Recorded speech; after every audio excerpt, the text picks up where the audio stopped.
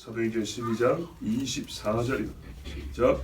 하나님의 말씀은 공화하여 더하더라. 아멘. 하나님의 말씀은 흥화하여 더하더라. 말의 뜻이 분명하죠. 말씀을 듣는 자, 배우는 자, 깨닫고 행하는 자가 점점 많아졌다는 얘기입니다. 그런데 어디서 어떻게 이 일이라는가에 대하여서는 우리가 말씀의 앞을 좀 봐야겠습니다. 자, 이 말씀은 어떤 맥락에서 주어졌냐면 앞을 한번 보시면 12장에 11장 말미에 안디옥 교회가 세워졌습니다. 안디옥 교회가 세워지고 그 다음에 사람들이 뭐라고 그랬냐면 이 안디옥에서 그리스도인이라 일컬음을 처음으로 받기로 했다 되어 있습니다. 11장 26절에 보면 제자들이 안디옥에서 비로소 그리스도인이라 일컬음을 받게 되었더라 그랬습니다. 이 안디옥 교회에 여러 선생이 있지만 그 중에 대표적인 선생 두 사람, 말씀을 가르치는 자가 바나바와 바울입니다. 바나바는 잘 아는 대로 위로자라, 권위자라 이렇게 불렸던 사람입니다. 사도들에게서 직접 말씀을 듣고 배운 사람이요. 우리가 옛날 사도행전 탐도에서 보면 예전에 오순절에 절기 지키러 유대에 왔다가 이방에 사는 유대인인데 구브로 사람인데 베드로의 설교를 듣고 회심하여 성령의 충만을 받고 돌아가지 아니하고 예루살렘에 머물러 제자들의 가르침을 받고 하나님 앞에 자기가 가진 재산이 많죠 보니까 밭을 팔아서 헌금하고 그리고 계속 신앙생활을 열심히 하고 있었던 사람입니다.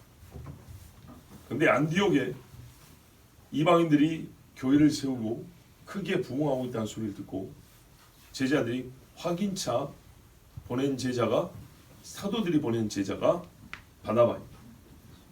그만큼 신뢰할 만하고 예를 들어서 베드로가 간 것과 같은 그 정도로 신임이 되는 사람이 바나바였기 때문에 바나바를 보냈는데 가서 보니 그렇다라는 거죠.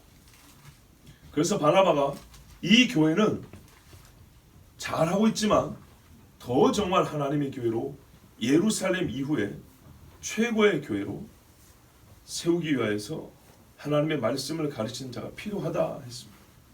사도들은 아직 유대 땅에 머물러 있기 때문에 누구를 구할까 하는데 바나바가 생각한 사람이 바울이었습니다. 당시에 바울은 다메섹 가다가 예수님을 만난 후에 아라비아로 가서 복음을 전하고 돌아와서 고향으로 가 있었습니다. 선교사로 바로 떠나면 좋았을 것을 하나님의 뜻은 거기 있지 아니하여 바울을 길리기아 다소 고향으로 보냈습니다. 즉 무명한 자의 생활을 하고 있었던 겁니다. 바나바가 이 소식을 듣고 다소로 갑니다.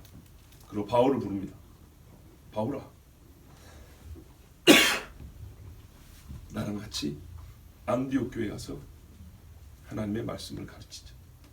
그리고 이 교회가 이방에 세워진 공식적으로 첫 교회인데 하나님의 교회로 온전히 세워질 수 있도록 함께 사역하자. 이렇게 부릅니다. 그래서 바울이 따라갑니다. 안디옥에서 열심히 사역하고 있는 중에 예루살렘에서 기도를 열심히 하는 사람들이 안디옥 교회로 옵니다.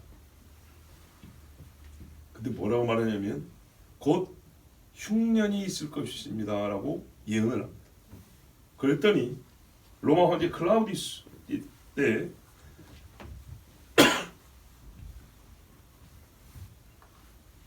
클라우디우스 황제 때 기근이 있었다 그랬어요. 그래서 안디옥 교회가 헌금을 모아서 예루살렘 교회를 돕교회에 보냅니다. 역시 이때 보냄받은 자가 바울과 바나바입니다. 이때는 바나바와 바울입니다. 왜냐? 바나바가 더 권위가 있고 바울이 바나바보다 어리기도 하고 바나바에 의해서 선생이 된 사람이기 때문에 바나바와 바울입니다. 그렇게 예루살렘에 가서 형제들을 만나고 헌금도 전달하고 교제하는 중에 무슨 일이 있었냐면 12절 보세요. 12장 1절에 그때 헤롯 왕이 손을 들어 교회 중에서 몇 사람을 해하려 하다. 세상에 이제 교회가 커가는 것을 못 견디겠다 하고 잡아야겠다고 작정한 겁니다. 그리고 누구를 먼저 잡았냐면 요한과 야고보 하죠. 베드로, 요한, 야고보 할 때 그 야고보를 잡은 겁니다. 그래서 뭐 했답니까? 칼로 죽였다. 아마 참수를 했을 겁니다. 끔찍한 일이 벌어졌죠. 스데반 순교 이후에 사도가 죽임을 당한 게 처음이죠. 이렇게 해서 요한이 순교를 당합니다. 그러면 아마도 바나바와 바울도 이때 예루살렘에서 거의 시간이 맞아떨어졌으면 근처에서라도 봤을 것이고 아니면 그 소식을 지근거리에서 들었겠죠. 그런데 얼마나 더 바빴냐면 사람들이 이왕 이렇게 된 김에 베드로도 잡자. 누가 봐도 베드로가 대장 아닙니까? 그래서 베드로를 잡으려고 사람들 풀었어요. 잡았습니다.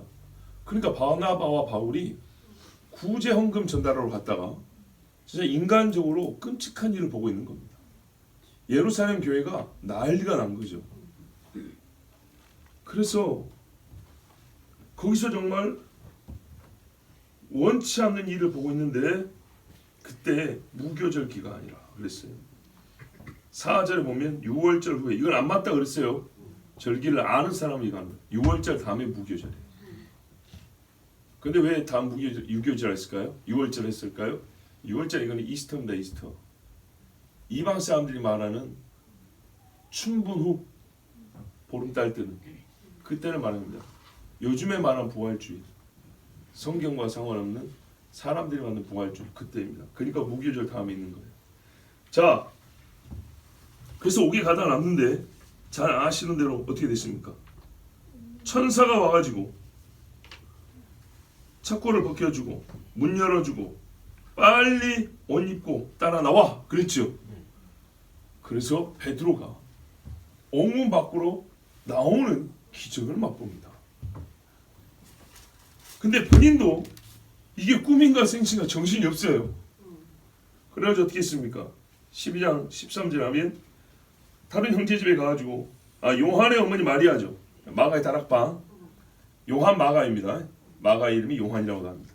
거기 가서 우리 형제들 거기 있으니까 가서 두드렸어요. 나 베드로 왔다고. 그랬더니 어떻게 해요? 이 시녀가 계집종이라고 돼 있죠.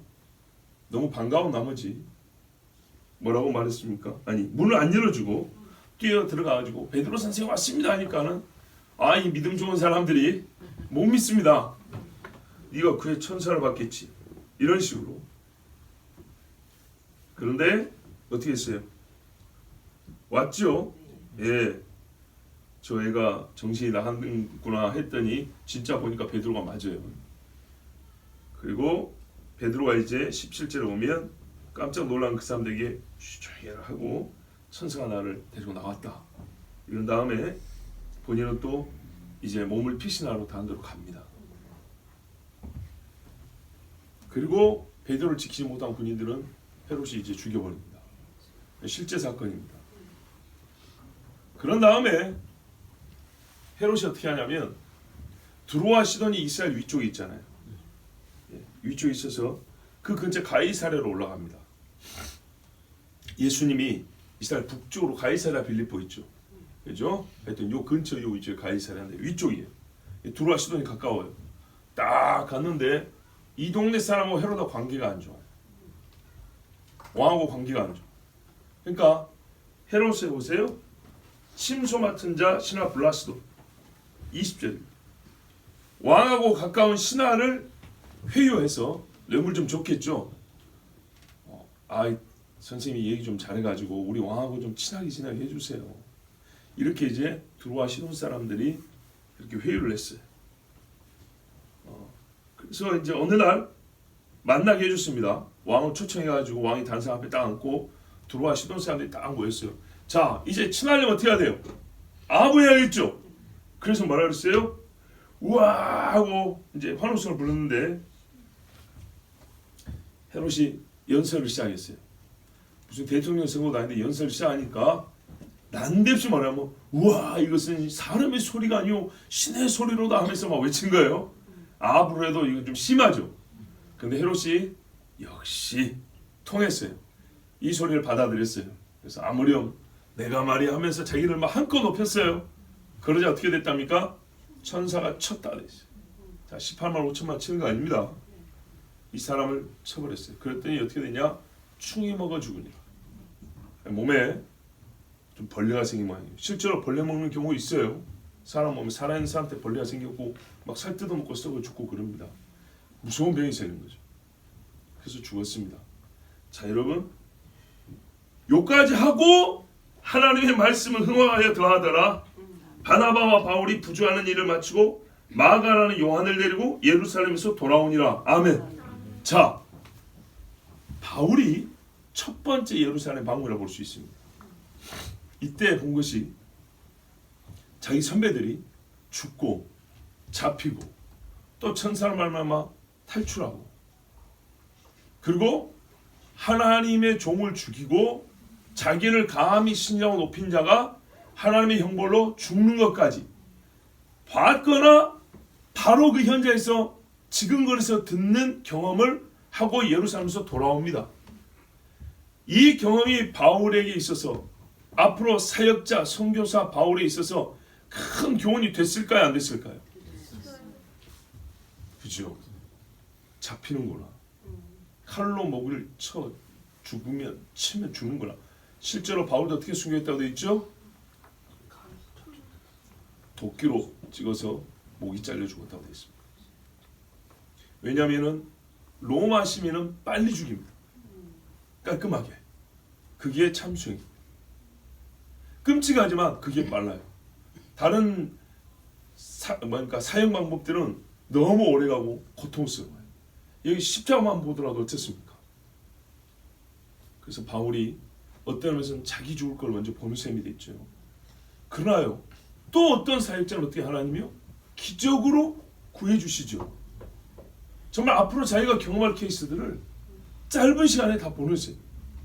세상에 권세 있는 자가 사람들 앞에서 자기를 드높이고 감히 신이라고 칭함받는 것을 좋아하더니 하나님이 쳐 죽여버렸어요. 결국 인간의 권세와 힘은 아무것도 아니니 사람 앞에 설 것을 두려워하지 말라는 하나님의 강력한 메시지를 받고 왔겠죠. 그래서 바울의 평생 소원 중 하나가 뭐예요? 가이사 앞에 서야 하리라. 로마 황제 앞에 서리라. 꿈을 꿔도 야무지죠. 그거 서면 죽는 건데 내가 로마 황제 앞에 서리라. 근데 이제 사도행전 뒤에 가보세요. 로마 황제 앞에 선다는 길이 얼마나 먼지, 얼마나 힘든지. 그래요. 하나님이요 기적을 행해주시지만 그 기적이 편하게 하는 기적은 아니에요. 이기게 하는 기적이지. 인간이 만드는 모든 트랩, 그러니까는 함정들을 피해가고 인간이 찔러대는 칼들을 맞아도 죽지 아니하고 그러나 죽지 않지만 고통을 겪으면서 치료를 해야 되고 피를 흘리면서 인간이 뺏어버린 재산에 나는 먹을 것도 얻지 못하고 그 고생을 하면서 어떻게 해요? 하나님이 끝까지 이기게 해주십니다. 하나님이 돕지 않으면 금방 쓰러졌을 것인데 결국에는 가이사 앞에까지 서게 하고 이 모든 일을 아마 압축하여 본인이 이후에 사역할 때마다 아마 이 일이 생각이 났을 것입니다. 그런데요 바울 같은 이렇게 대단한 신앙인은 이걸 교훈으로 삼는다 하지만 보통의 사람들은 떠나고 도망치고 무서워서 배역하고 그럴 수 있겠죠. 근데 반대 현상이 일어났다는 겁니다. 이 바울의 이야기가 아니잖아요. 하나님의 말씀은 흥황하여 더하다는 얘기는 설교자들의 말만 아닙니다. 사도들은 더 힘이 나서 설교를 많이 했다. 더 용기 있게 했다. 바울은 여기서 힘을 얻어서 선교사로서 작정했다. 그래서 복음이 세계에 증거됐다. 이 말을 하는 게 아니잖아요. 지금 예루살렘의 상황입니다. 예루살렘의 상황이 어떻게 됐다고요? 훨씬 더 그렇죠. 말씀이 흥하다는 것은 가르치는 자와 배우는 자와 전도하는 자와 말씀대로 사는 자가 더 많아졌고 강해졌고 더 순전해졌다는 얘기죠. 환난 중에 이런 일이 벌어집니다.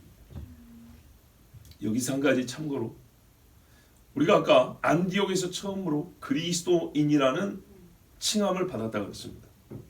그래서 간혹 우리도 안디옥 교인들처럼 잘 살아서, 즉 신앙생활 잘해서 그리스도인 소리를 들어야 한다 그래요.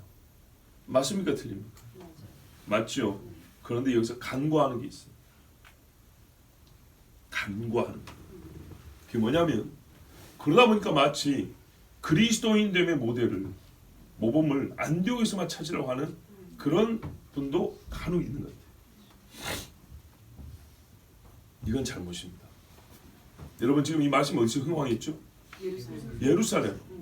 굉장하지 않습니까? 지금 이 상황에서 말씀 흥황하겠어요? 그런데 흥황했다는 거예요. 여러분 자꾸 너무 자극하려는 게 아니고, 여러분 코로나 때를 생각해 보세요. 말씀이 흥황하고 교회가 흥황한다는 게 우리가 일반적인 상식으로 이게 기대할 수 없는 일이잖아요. 된다는 말이죠. 근데 이 상황에서 흥황했다는 거, 그러면 이 사람들 믿음이 좋다는 겁니까? 안 좋다는 겁니까? 좋죠. 어딘데 여기가? 예루살렘. 그리스도인의 모범을 어디서 찾는 게, 안디옥에서만 찾는 게 문제라 그랬죠. 어디서부터 찾아야 돼요? 예루살렘이에요. 이 사람들이 선배예요. 순교자가 여기서 먼저 나왔어요. 근데 왜 사람들이 그리스도인이라고 안 불렀을까요? 뭘 잘못했을까요? 용어를 생각하는 시간이 많이 걸렸을까요? 그러지 않습니다. 우리가 너무 그리스도인에만 집중해서 그럽니다. 그리스도가 예수님을 가리키는 말이죠. 어디서 나온 말입니까? 메시아의 헬라어 번역입니다. 그렇죠? 그럼 원어는요? 히브리 말입니다. 히브리 말, 메시아, 마시아. 이걸 헬라 사람들, 안디옥의 헬라 사람들 헬라 말로 그리스도하고, 그래서 그 동네 사람들이 저 사람들은 그리스도를 믿는 사람이라고 그리스도인이 이렇게 말하는 겁니다. 그렇죠?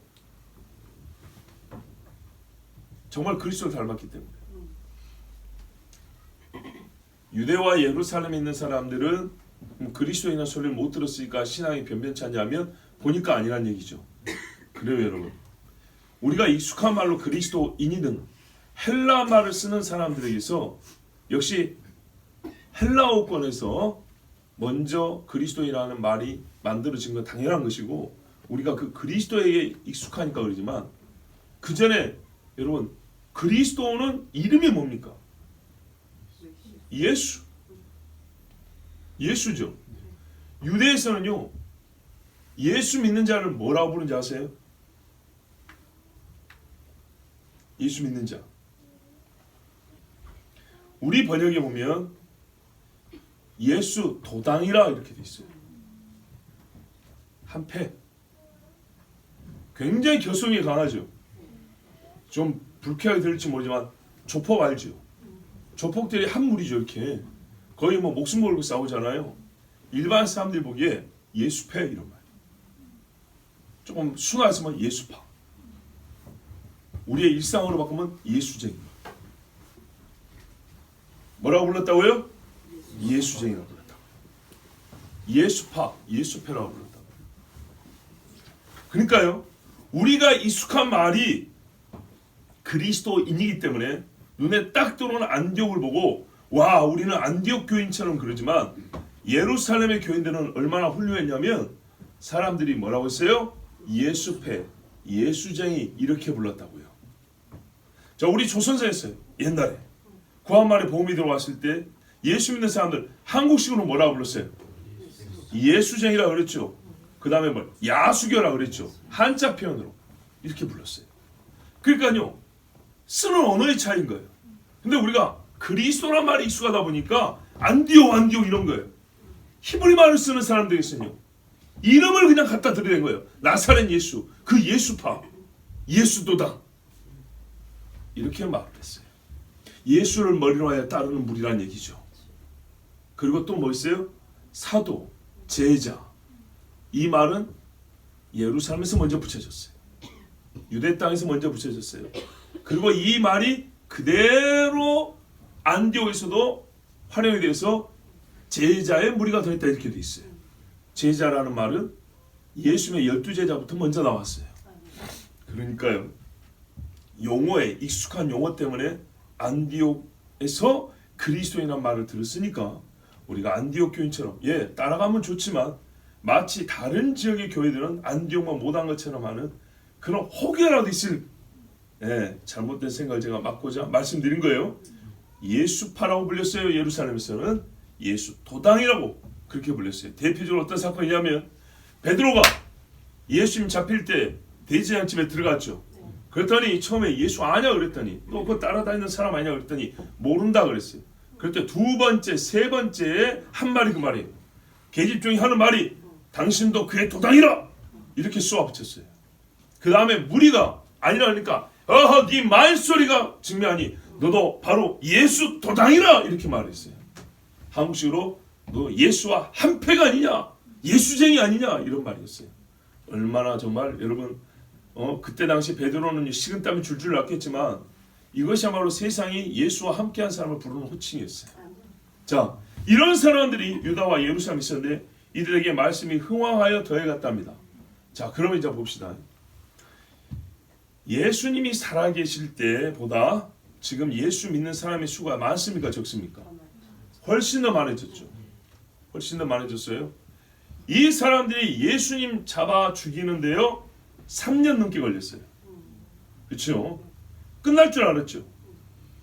엄청난 쓰나미가 몰려온 거 아닙니까? 제자들 한 방에 다 흩어졌잖아요.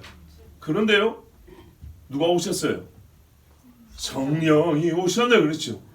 성령이요 120명, 몇백 명, 몇천 명이 한번 내려버렸어요. 그랬더니 어떻게 됐어요? 감당을 못하죠. 감당을 못하는데 중간중간에요 또 한 번씩 쏴 붙입니다. 사도들 잡아 죽여, 그 전에 스데반 잡아 죽여, 야고보 잡아 죽여, 막 핏방울에 감옥에 넣고 매를 때려. 엄청난 파도가 부러집니다. 그렇죠? 막 파도가 쏟아집니다. 바닷물이. 그런데요 이 사람들 무너집니까? 안 무너집니까? 안 무너지죠. 그래요 여러분. 신앙생활은요 파도가 친다고 해서 무너지면 안 되는 거예요.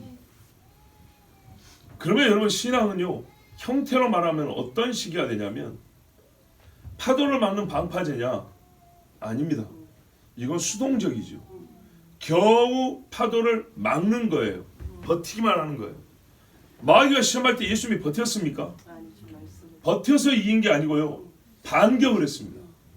반격을 해서 이겼어요. 세 번 다 KO입니다.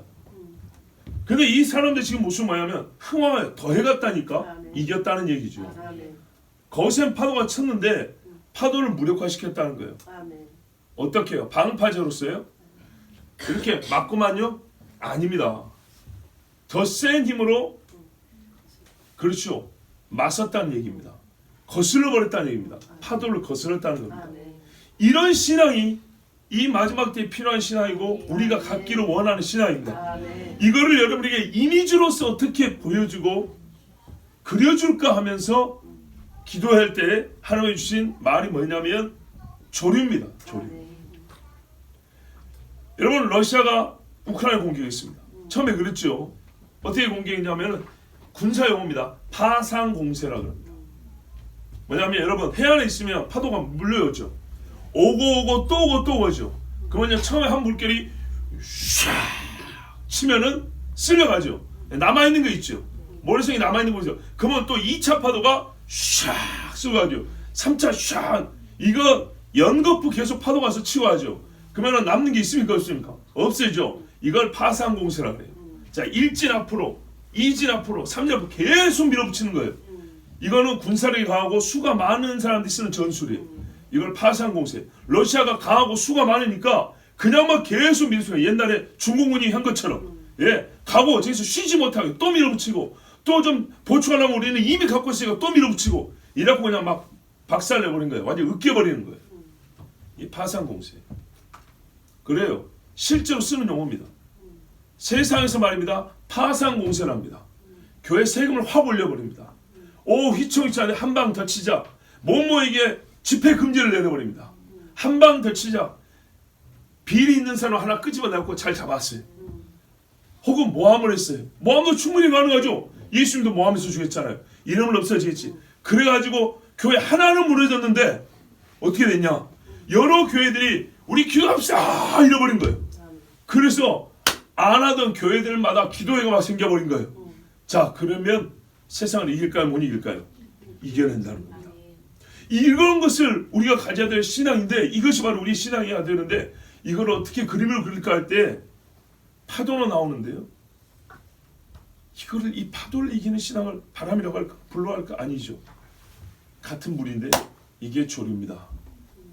여러분, 물의 흐름은요, 파도는 이렇게 쳐도 물의 흐름은 이렇게 가는 경우가 있어요. 파도는 이렇게 쳐도 물은 저렇게 가는 경우가 있어요. 말씀드렸죠. 그래서 뭔가를 부표 같은 거 딱 띄워놓죠. 띄워놓으면 여러분 수영할 때 조류에 휩쓸렸다 소리 들죠. 분명히 파도는 해양을 치는데 얘가 둥둥둥둥 쩌리 가요. 우리가 아직까지는 작년인데 강원도로 수련회 왔습니다. 물이 좀 깊었죠. 해수욕하러 들어왔어요. 분명히 파도는 해안으로 치고 있습니다. 그런데요, 몸이 가만히 있으면 남쪽에서 북쪽으로 몸이 움직여갑니다. 이게 조류입니다. 조류. 그래서 귀순할 때도 북쪽에서 남쪽에 흐르는 조류가 흐를 때 일부러 그 시간을 맞춰가지고 배를 타고 내려오죠. 그럼 시동이 꺼져도 배가 서서히 밑으로 내려온단 말이죠. 이런 겁니다. 근데 그것이 해안가에서만 일어나는 일이냐? 아니죠. 저 멀리서 일어나는 겁니다. 옛날에 95년도에 무슨 루사였던가 엄청난 태풍이 하나 있었어요. 그래서 그 유조선이 저기 여수 앞바다에서 좌초된 적이 있었어요. 시프린스인가 뭔가 하여튼 뭐 하나 있었어요. 근데 그때 말입니다. 얼마나 파도가 셌냐면 우리 이거보다 더 밑으로 들어있는 가두리 양식장 4m, 5m 수심 아래로 그물이 늘어져 있고 거기에 고기들이 몇천 마리 들어있는데 그거를 파도가 통으로 그대로 들어서 육지에다 올려놨다 그랬어요. 바닷가 파도가 얼마나 센지 아시겠죠? 예. 그리고 철로 틀을 만들었는데 이걸 어떻게 하냐면 파도가요 찌그러서 정사각형을 붙여버렸다 그랬어요. 그러면 고기가 이렇게 있던 것이 붙어버리니까 일자가 됐겠죠. 그 그물 사이에 찌그러서 다 죽는 거죠. 어떤 경우는 반대로 나무로 사각형을 만들었는데 볼트 이만한 걸로 박아놨는데도 불구하고요 다 뜯어버려가지고 일자로 펴버렸어요.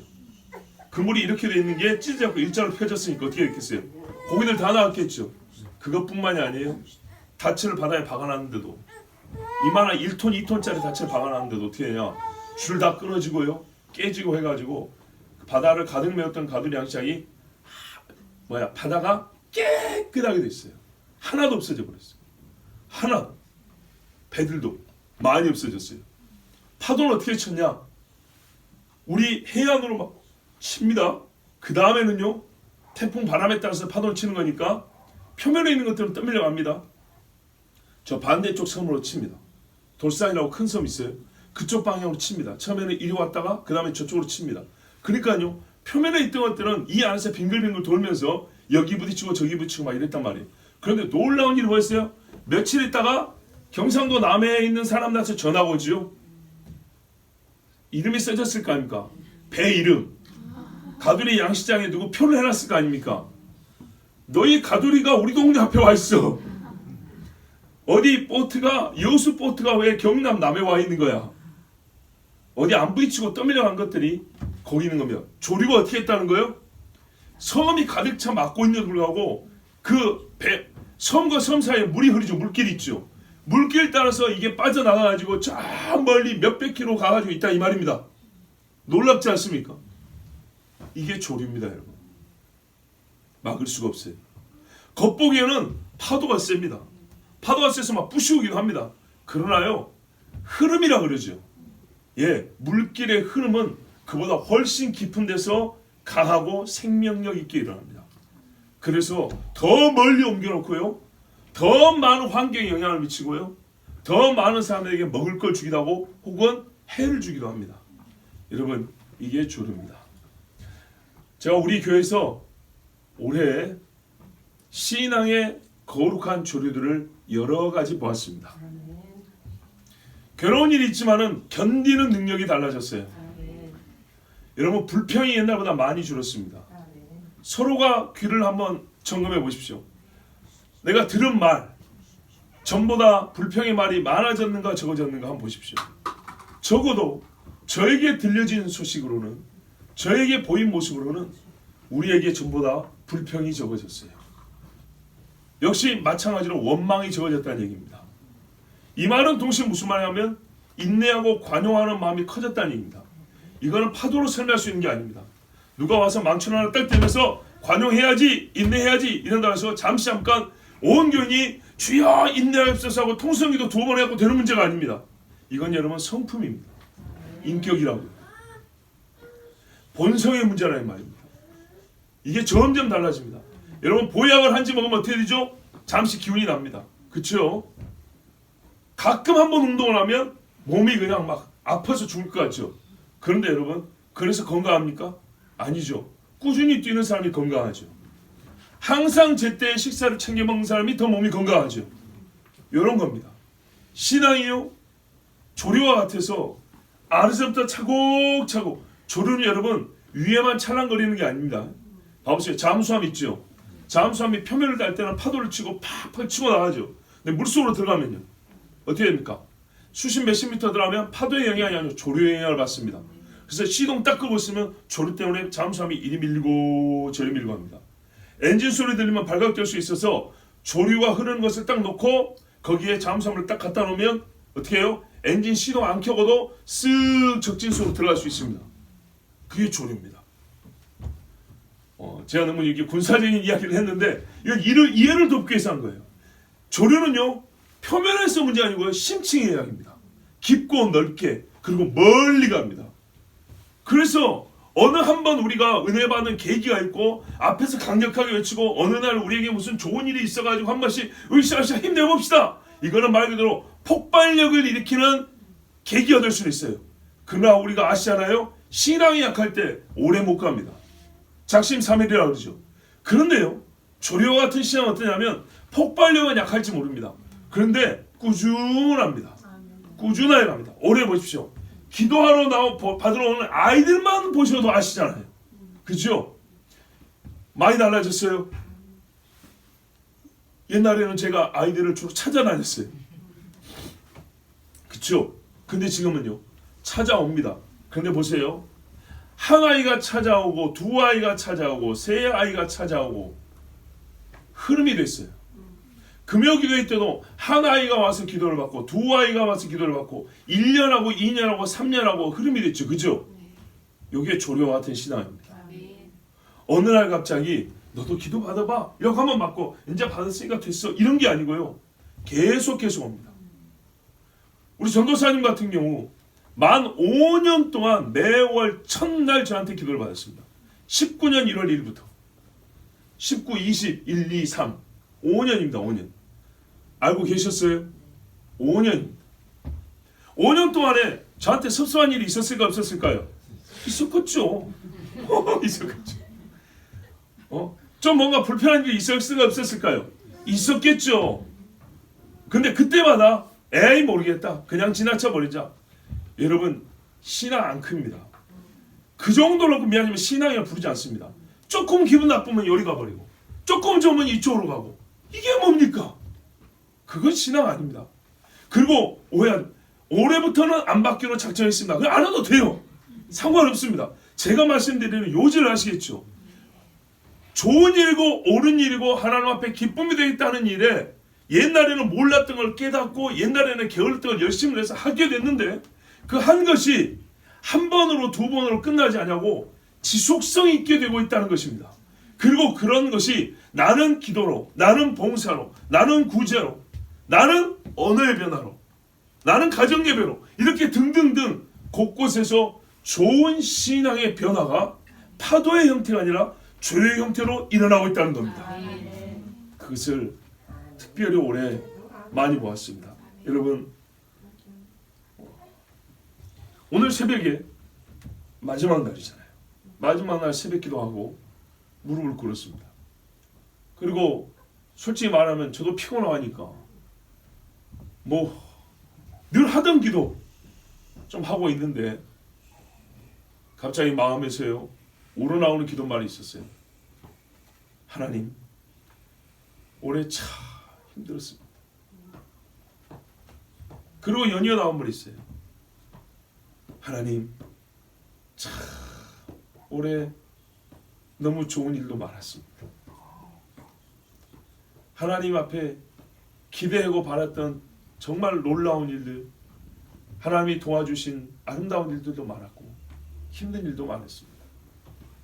그런데 어떻게 해요? 내가 계속 여기 있잖아요. 지금 무슨 말이냐면 하나님의 종으로서 그 자리에 그대로 서 있잖아요. 그리고 여전히 똑같은 기도를 할 수 있잖아요. 힘든 일이 나를 지배하는 것이 아니고 하나님이 도우시는 그 손이 힘든 일을 정복하고 지배했다는 거죠. 그래서 하나님께 감사했어요. 근데 나쁜 인가? 아니란 얘기죠. 우리 아이들의 신앙도 많이 좋아졌습니다. 계속 기도하고 계속 기도하고요. 실명을 거론해서 조금만 죄송합니다. 황보재훈, 이름 나올 줄 몰랐지. 재훈이가 여기 와서 기도할 때요, 형들이 오니까 그냥 처음에 쭈삐쭈삐 따라왔어요. 그리고 안 받으려고 막 그랬지 처음에, 그지? 본인이 그렇다잖아요. 다 알아요. 근데 어젯밤 몇쯤인지 아세요? 옛날에는 우리 아이들이 오면 그 다음에 따라왔단 말이에요. 어제는 그러지 않았어요. 아직 전화 나오지도 않았어요. 근데 와가지고 무릎 닦으면서 잘 보세요. 목사님 기도해 주세요 그랬다고. 작년까지만 해도 어떻게 했어요? 쭈삐쭈 맞고 그냥 대충 이렇게 이러고 있었어요. 흐름입니다. 신앙의 기본 형태가 기본이 좋아지면서 이게 계속 가는 거예요. 우리 아이들, 꼬마 아이들, 여자애들도 마찬가지예요. 그냥 웃고 나왔어요. 그런데요, 우리 하임이도 어떻게 합니까? 와가지고요, 목사님 기도해 주세요 그럽니다. 본인이 무엇을 원하는지, 무엇을 하고자 하는지 말로 표현한다는 것이 엄청나게 큰 변화입니다. 그렇지 않습니까? 그냥 쭈삐쭈삐 대충 눈치 봐서 그래 이게 아니고요. 저 기도해 주세요. 그래 왔어. 그래 기도하자. 이 말 두어 마디 차이입니다. 그런데 이거는 굉장한 마음의 변화를 보여줍니다. 근데 이런 일이 한 번 야단쳐서 또는 한 번의 감동으로 되는 일이냐? 그렇게 되는 것이 아닙니다. 교회 안에 거룩한 물결이 있습니다. 뭐냐?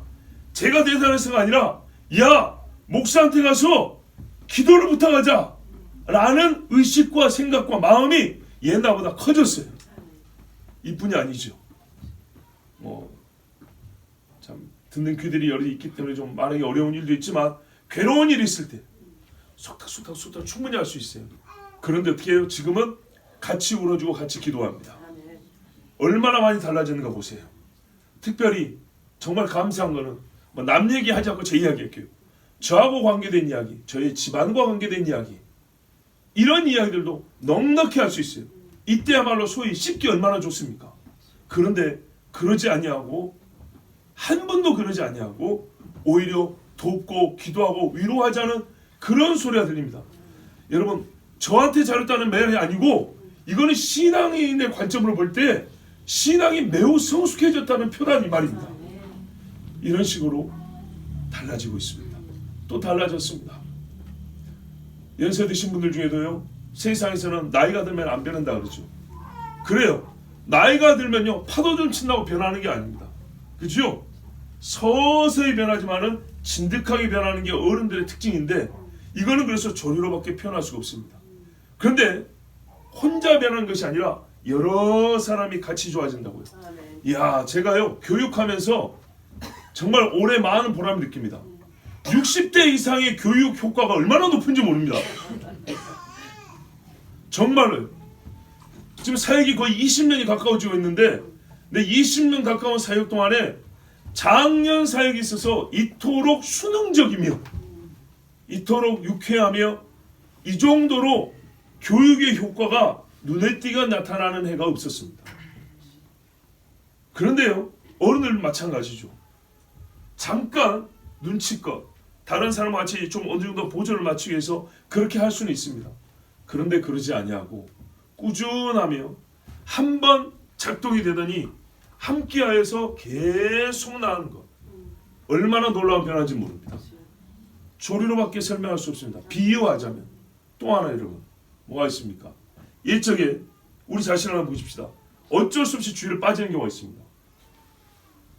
빠지는 횟수도 줄었거니와 어쩔 수 없이 교회를 빠질 때 어떻게 했습니까? 목사한테 괜히 야단 들고 미안해서 말 안 하고 슬그머니 나가버렸죠. 근데요, 요즘에는 어떻습니까?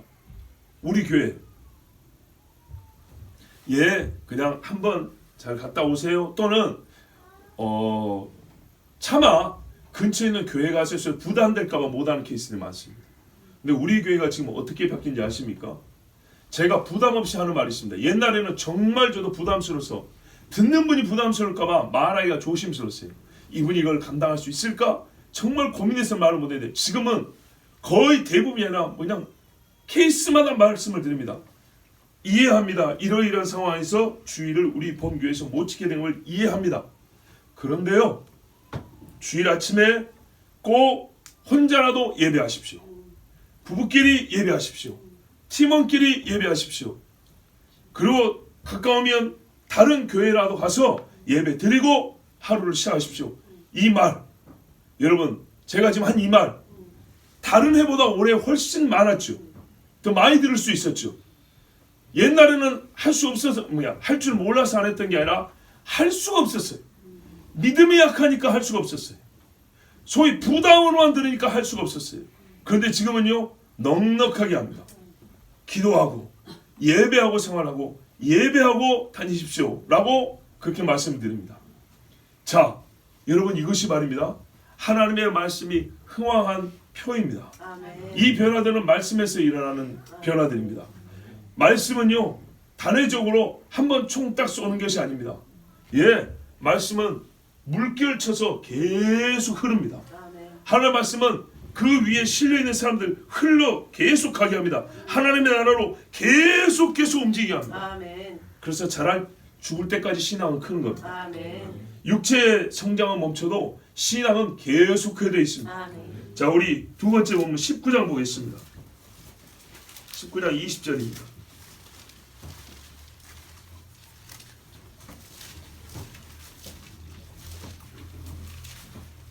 19장 20절 같이 봅니다. 시작. 이와 같이 주의 말씀이 힘이 있어 흥황하여 세력을 얻으니라. 아멘. 역시 하나님의 말씀이 흥황했다. 우리 일종의 부흥이죠. 그런데 이 부흥이 어떻게 일어나는가 잘 보십시오. 여기는 에베소의 이방 땅입니다. 잘 아시는 대로 바울이 에베소에서 옛적에 복음을 전했고 여기서 또 에베소를 방문해가지고 이 제자들을 만났습니다. 그런데 가보니까 어떻게 되어 있냐면 세례를 요한의 세례만 알고 성령으로 받는 세례를 모르는 거예요. 그래서 바울이 안수하여 이 사람들이 성령이 임하여 방언다고 예언도 하고 해서 제자가 12사람쯤부터 해서 시작이 됐습니다. 적은 수였습니다. 그런데요, 바울이 유대인의 회당에 들어갔어요. 석 달 동안 8절에 보면 담대히 하나님 나라에 관하여 강론하며 권면하였다 그랬습니다. 그 중에 9절에 어떤 사람은 마음이 굳어 순종하지 아니하고 무리 앞에서 이도를 비방했다 그랬습니다. 그랬더니 그들을 떠나서 제자들과 함께, 자, 여기서 나옵니다. 두란노 서원을 세워서 얼마 동안요? 2해 동안 이같이 아시아에 사는 유대인이나 헬라인이나 다 주의 말씀을 듣더라. 보십시오. 한번 기적을 행하고 성령 받으라 이렇게 된 게 아니고 2년 동안 계속 말씀을 가르쳤다는 겁니다. 2년 동안 계속 말씀을 가르쳤다. 여러분, 성령 받으라 하면서 우와 하고 떠나버린 다음에는요, 경건의 연습은요 시간이 필요한 겁니다. 경건의 연습을 하지 아니하고 경건에 관한 내용만 한번 불같이 들었다고 해서 경건한 삶을 살아지는 것이 아닙니다. 그 중에 몇 사람은 그럴 수 있겠지만 무리가 그렇게 하기는 어렵습니다. 근데 경건의 연습을 바울이 시켰습니다. 말씀을 계속 가르치면서 계속 말씀을 따라 사는 걸 2년 동안 같이 살면서 보여줬습니다. 그랬더니 11절을 보세요. 하나님의 바울의 손으로 놀라운 능력을 행하게 하시니 심지어 바울의 몸에서 손수에는 앞치마를 가져다 병든 사람에 얹으면 그 병이 떠나고 악기도 나가더라 했어요. 자, 역시 일반 사람들은 그냥 기적으로만 보이겠죠. 자, 그래서 어떤 일이 벌어졌냐? 13절에 보니까 마술하는 유대인들이 시험 삼아 흉내를 냈어요.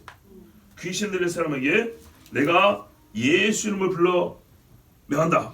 바울이 의지하는 예수 이름으로 말하노니 귀신을 떠나라 하면서 막 장난을 하고 있는 거예요. 마술사들이니까 자기들끼리 짜고 있겠죠. 예. 막 이런 이제 보세요. 복음이 계속 증거되면서 마을을 점령해 나가니까 반대 물결이 생긴 거예요. 그래서 이쪽에서는요, 예수 흉내내는 사람의 소위 세속 문화가 생긴 거예요. 우리 그런 경우 있죠. 마귀도 가만히 있지 않아요. 그랬더니 요 세속 문화에 그리스도인을 반대하고 복음을 조롱하는 이쪽 무리에 누가 있었냐면, 놀라지 마세요, 유대인의 제사장 집이 있었어요. 유대인의 무리 중에 제사장이면 정말로 대단한 영광과 위세를 갖고 있지 않습니까? 예루살렘에서 보세요. 제사장이 어떤 사람입니까? 그런데 거기다가 제사장인데 아들이 몇 명이에요? 7명. 숫자 좋다. 완전 수. 얼마나 복받았다고 생각하실까요? 이방 땅에서 제사장이죠. 거기다가 아들이 7이에요. 그런데 이 아들들이 하나님의 말씀 압니까? 모릅니까? 모릅니다. 그래서 하나님의 말씀을 배워가지고 잘하고 있는 사람들 반대편에 제사장의 7 아들이 있었어요. 자, 이 사람들이 뭘 했냐? 흉내를 냈습니다. 14절 이하에 제사장 스기와의 7 아들이 이 일을 행하더니 악귀가 대답하여 이르되 내가 예수도 알고 바울도 알거니와 너희는 누구냐 하면서 악귀 들린 사람이 그들에게 뛰어올라 눌러 이겼다 했습니다.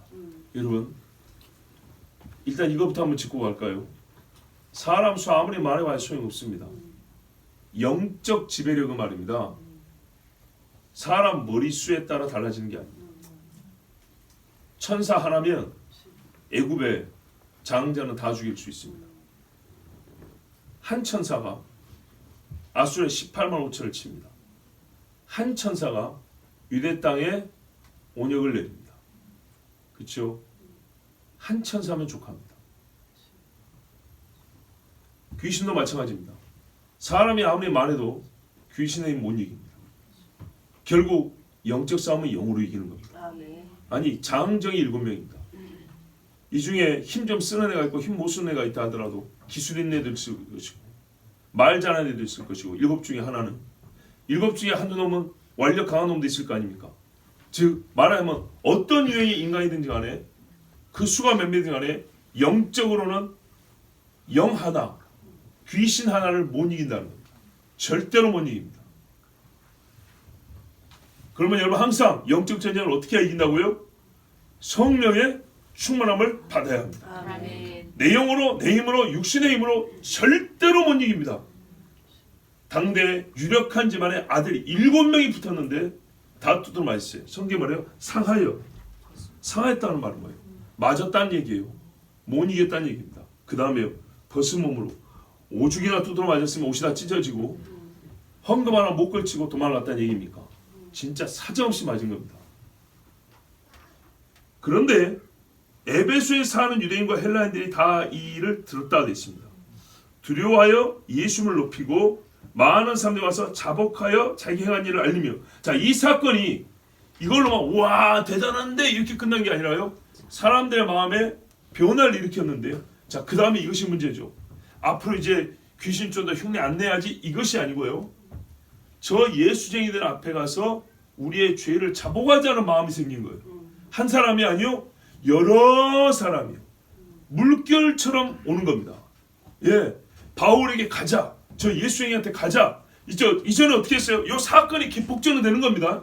이전에는 저것들 흉내내자, 야야 우리 한번 흉내내, 저것들 한번 조롱하자, 이런 식으로 반대 무리가 생겨서 반대 흐름이 있었는데, 요게 붕괴되고 이 영적 싸움 한 번 때문에 요게 붕괴되고 이 무리가 어떻게 함께 쫙 돌아가지고 바울에게 믿는 예수, 저 사람들이 믿는 예수에게로 가자, 이렇게 왔다는 겁니다.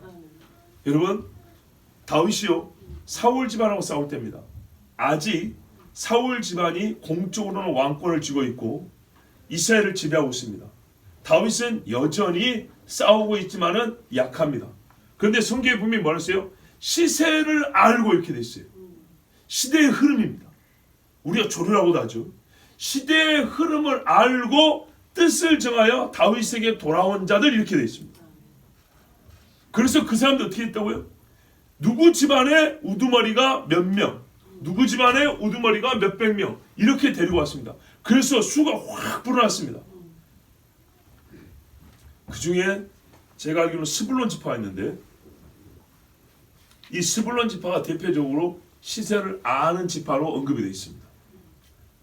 저 갈릴리의 스불론이면은 무명한 지파 아닙니까? 스불론 땅과 납달리 땅 했던 그 동네 아닙니까? 그런데 여러분 어떻게 되어 있다고요? 하나님의 말씀의 때를 알고 그 집안이 어떻게 해요? 쫙 몰려왔어요. 그랬더니 이 말씀이 어떻게 또한 지금까지 이어지는가 보자고 어떤 분이 연구를 해봤대요. 그랬더만 지금 이스라엘에서 하나님 말씀을 연구하는 무리 중에 남아있는, 그러니까는 연구하는 사람들 중에 그 출신이 스불론 지파가 제일 많대요. 하나님 앞에 복을 받았다는 얘기입니다.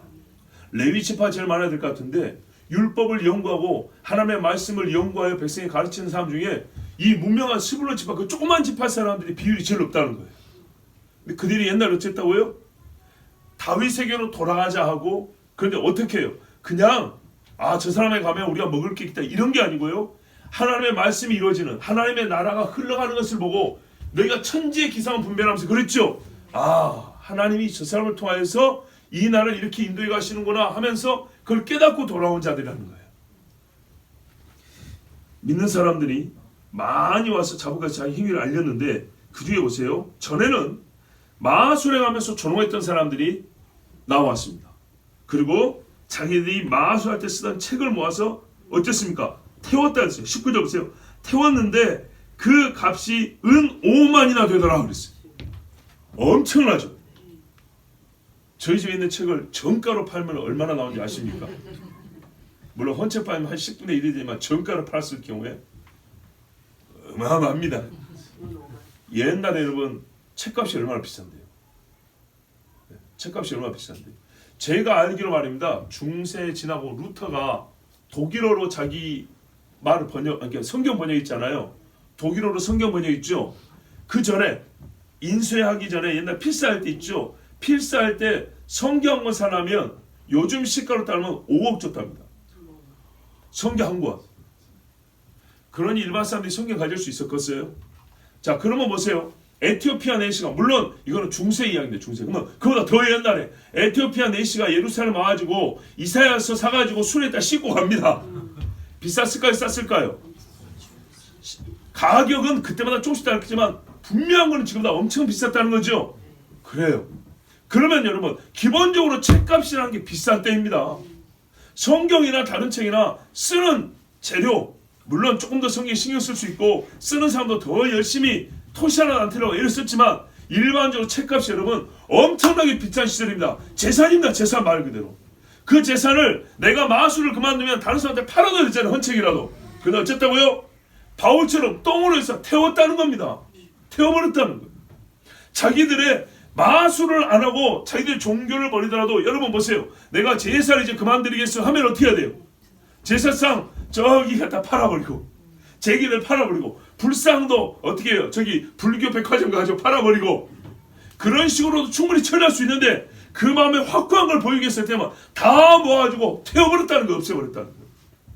태웠다는 게 마음의 확정이 있죠. 버렸다는 겁니다. 완전히 버렸다는 거예요. 은 5만이면 어마어마한 겁니다. 여러분 이렇게 해서요. 에베소에 뭐가 일어났어요? 거대한 신앙의 조류가 형성이 됐어요. 태우자 버리자 회개하자 이런 역사가 일어난 거예요. 그전에는요 기적이 일어나도 별로 신경 안 썼어요. 그래서 일어나는 게 뭐냐, 잘 보세요. 기적 때문이 아니라 이런 흐름 때문에 사람들이 위대하다 아담의 여신이여 그러면서 바울을 죽이려고 이제 선동을 한 겁니다. 바울이 귀신 쫓고 몇 사람 병 고친 것 때문에 그런 게 아니고 그 동네가 예수를 믿기 시작하고 그 동네가 거룩해지고 동네 사람들이 전체적으로 우상을 버리기 시작하니까 은감실을 만들고 귀신 들어가지고 점쳤던 사람들 손해가 이만저만이 아니죠. 그죠? 우상 만든 사람들이 자기들의 장사가 안 되겠죠. 바울 한 사람과 몇 사람의 위대한 사역 때문이 아니고요.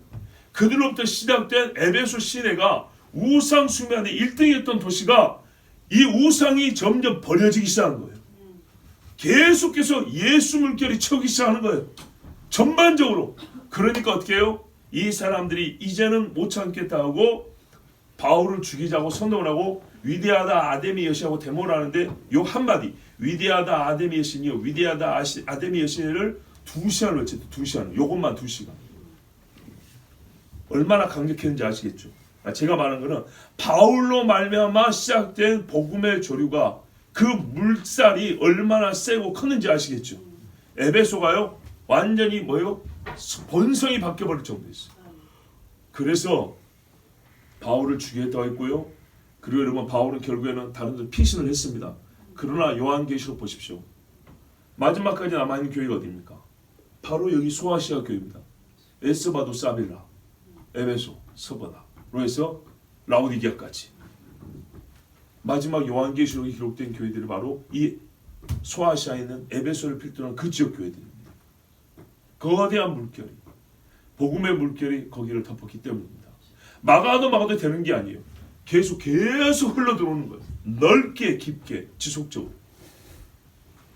이런 현상을 볼 때 성경은 이와 같이 주의 말씀이 힘이 있어 흥왕하여 세력을 얻으니라 이렇게 표현했습니다. 공통적으로 파도가 한번 크게 친 것을 세력이 있고 흥왕하다는 표현을 쓰지 않았습니다. 여러분 흥왕하다는 말이 성경에서 맨 처음 나온 데가 어딘지 아십니까? 제 기억으로는요 출애굽기입니다. 출애굽기에 보면 바로가 이스라엘의 그때는 히브리라고 불렀죠. 히브리 남아가 태어나면 다 죽이라고 그랬습니다. 누구에게요? 산파에게. 먼저 산파에게 그랬어요. 여자애들만 살려주고 남자애들 죽이라고 해요. 결국 씨를 멸하겠다는 거죠. 그런데 이 히브리 산파들이 어떻게 했습니까? 안 죽였죠. 끄집어낼 때 살짝 이렇게 기도를 막게 하고 죽일 수 있는데 엄마는 정신이 없잖아요. 그래서 그러지 않고 건강히 다 받아낸 거예요. 그래서 바로가 왜 안 죽였냐고 하고 정말 자기들 목이 달아날 판인데 이렇게 말했죠. 히브리 여자들은 건강해가지고 먹는 것도 별로 없는데 말이죠. 건강해서 우리가 가기도 전에 애기들은 숨풍숨풍 나가지고 우리가 어떻게 손 쓸 수가 없었습니다. 거짓말이죠. 성경에도 거짓말이 있는데요. 거짓말은 이제 다 지옥 간다 그랬는데 어떻게 하죠 여러분? 불의함을 막는 거짓말만 허용된 걸 볼 수 있습니다. 성경 일관성이 있습니다. 불의함만 막는 길. 불의함을 그러니까는 이 자체가 불의함이에요. 내가 이대로 가면 불의함을 동조하여 악을 저지르는 거리 될 때만 거짓말 허용되는 걸 볼 수 있습니다. 사례별로 보면 사례별로 정탐꾼을 숨겨준다든지 다윗이 피신할 때 이런 케이스들 말이죠. 하여튼 그래가지고 자기들의 목숨을 걸고 발각되면 자기도 죽는 거예요. 하나님의 백성의 수를 늘리는데 이 두 사람이 정말 자기들의 생명을 걸고 그렇게 애를 쓰고 도왔습니다. 그랬더니 성경에 뭐라고 나오는지 알아요? 이 히브리 산파 시프라와 부하여짐은 흥왕하더라. 하나님이 왕성케 하였다 됐어요. 그러니까요 올해만 그 집에 거두는 쌀이 좀 넉넉하고 잘 먹고 잘 살았다는 얘기 아니죠. 그 집 자체가 어떻게 해요? 수가 많아지며 부하해지며 강해졌다는 얘기입니다. 나중에 유다 지파가 커져가는 거 보세요. 요셉 지파가 커져가는 거 보세요. 그런 것을 바로 흥왕이라고 하는 겁니다. 한때 대단한 기적을 얻고 일을 했다는 것이 아니고요. 계속 하나님의 돌보심이 있어서 강하고 가지가 계속 뻗어나가는 것. 이걸 흥왕이라고 하는 겁니다. 그러니까요. 이 안디옥 어디입니까? 예루살렘과 물론 안디옥도 그랬지만은 에베소 같은 이방 복음의 시작점인 예루살렘과 이방인 에베소까지 이 아르테미스 여신을 섬기는 옛날에 이세벨이 가져온 그 아세라 섬기는 것처럼 똑같은 겁니다. 이름만 다르지. 아세라입니다. 아세라를 섬기고 그것을 위하여 세워진 도시라고 하는 에베소가 복음으로 말미암아 어떻게 해요? 말씀이 흥황했다는 것은 한 번의 기적으로 우와 하고 박수가 끝났다는 게 아니라 생각과 문화와 사상이 모든 것이 바뀌었다는 얘기입니다. 그것이 거대한 물결로 해서 쑥 밀고 간다는 이 말입니다. 우리 교회 안에 이런 거룩한 물결이 형성이 되어 있습니다. 물의 흐름이 조류가 형성이 되어 있습니다. 여러분 좋은 흐름을 그대로 가져갈 수 있기를 바랍니다. 이 흐름 자체가 하나님이 일으킵니다. 하나님이 시작한 물의 흐름이 시작입니다. 그렇기 때문에 좋은 것들 그 열매를 보면 알잖아요. 열매가 좋다는 것은 하나님이 시작하셨다는 겁니다. 이 열매, 이 좋은 흐름 내년에 계속 이루어가기를 바랍니다. 그래서요 가끔요 마귀가 파도를 일으킵니다. 마귀가 파도를 일으키지만 우리가 조류라면요 이길까요? 못 이길까요? 이긴다니까요. 표면적으로는 그게 한번 빵 칩니다. 오, 밀리는 것 같아요. 그렇다니까요. 조류를 따라서 배가 가고 있는데 파도가 치면 한번 풍 치면 싸 하면 뒤로 옵니다. 그러나 계속 조류가 밀어주니까 쭉 갑니다. 풍 치고 그래도 계속 가고요. 풍 치고 그래도 계속 가고요. 한 번 밀리지만 앞으로 계속 갑니다. 이게 우리 신앙입니다. 어떻게 시험 없는 신앙인이 있겠으며 고통 없는 신앙생활이 있겠습니까? 난관과 어려움은 항상 있기 마련입니다.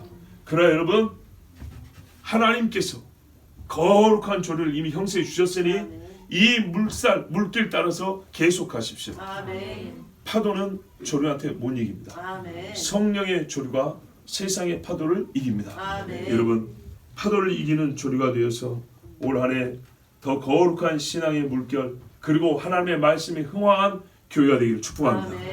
예, 이 시간에 우리가 하나님 앞에 함께 기도하겠습니다. 하나님, 우리가 믿음이 좋은 듯 하지만 또 믿음이 약해서 주님 앞에 죄도 많이 지었습니다. 한 해를 돌아보십시오. 이제 여러분, 올 한 해 몇 분이 남았습니다. 하나님, 제가 믿음이 없어서 주의 말씀을 외면한 적도 많고 부정한 적도 있고, 누구는 신앙이 크고 잘하고 있다는데 나는 오히려 뒤로 후퇴할 때도 있었고, 혹 지금 한두 걸음 더 뒤에 있는지 모르겠습니다. 아버지 하나님, 용서하여 주시옵소서. 함께 흥황하기를 에베소 같은데도 은 5만이나 되는 책을 태워가면서까지 그리스도 예수 앞에 나오는 무리가 있었습니다. 분명히 잘못하면 죽는 여러분하고 다윗에게 나온 무리가 있었습니다. 시프라와 부하의 집까지 흥황하게 하시는 아버지 하나님, 거룩한 물결, 어려서부터 받은 신앙, 어려서부터까지 형성된 신앙, 요셉은 죽을 때까지 그 신앙의 물결이 계속되어 갔습니다. 그 주변에는 그래서 함께 따라가는 무리들이 생겼습니다. 아버지 하나님, 나의 믿음 없음을 용서해 주시옵고 새해 주여 우리에게 거룩한 신앙의 조류를 따라서 온 교회가, 그리고 아버지여 이 세상을 바꿀 수 있는 거대한 조류가 우리로 말미암아 형성되게 하여 주시옵소서. 우리 주여 기도합니다. 주여